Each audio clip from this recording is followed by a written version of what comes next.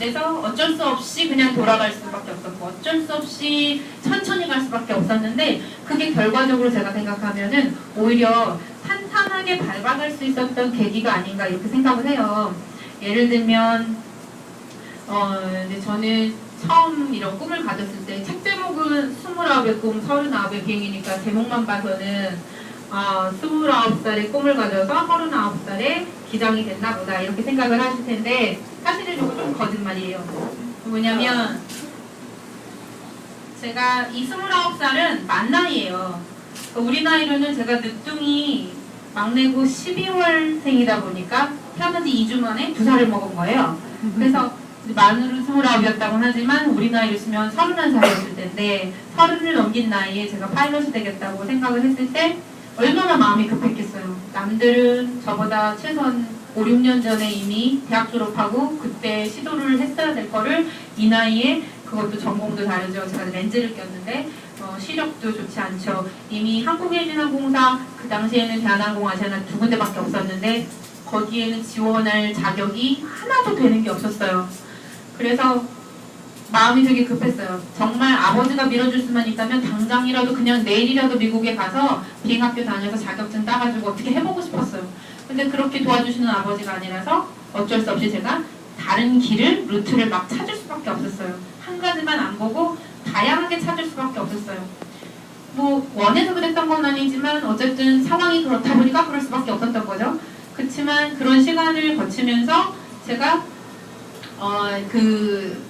꿈은 저 멀리 있는데 한 번에 이 계단을 다 5, 6개 되는 걸 건너뛰려고 생각을 하면 너무 무서운 거죠.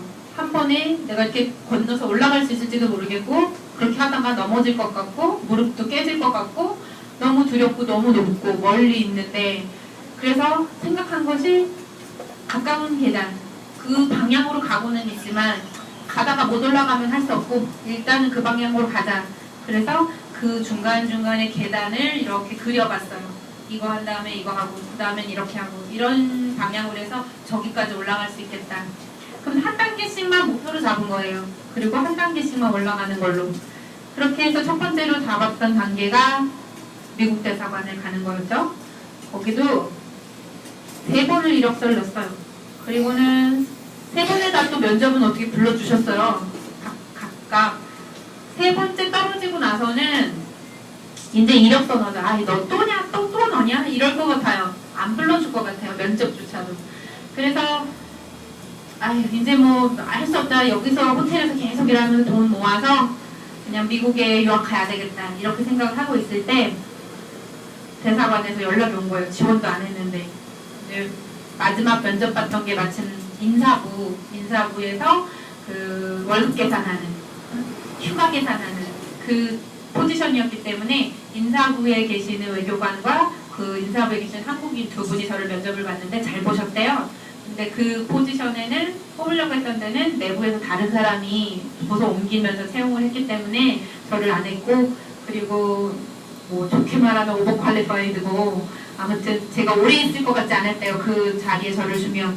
근데 저는 사실 그 꽁꽁이 속은 다른 게 있었지만 이제 거기 면접 때 그런 얘기 못할 거 아니에요? 그래서 이제 일단 그렇게 떨어졌었는데 그 생각지 못한 곳에서 제가 기회를 얻게 된 거예요. 계속 줄창하다 보니까 그분들도 가상했나 봐요. 아무튼 이 정도 계속 지원을 하는 애면 뭐 맡겨주면은 열심히 하겠구나 그런 생각이 드셨대요. 그래서 결국 지원도 안 했지만 훨씬 더 좋은 포지션에 제가 자리를 갖게 됐고 그 자리에 들어갔을 때 비로소 알았어요. 그 전에 있던 3개 제가 줄구장창 시험 봤던 거 하나라도 됐었으면 저는 오산에 가서 비행할 수 없었어요. 왜냐하면 대사관 직원이라고 해서 누구든지 다 그런 미군 부대를 출입할 수 있는 출입증을 발급받는 건 아니거든요.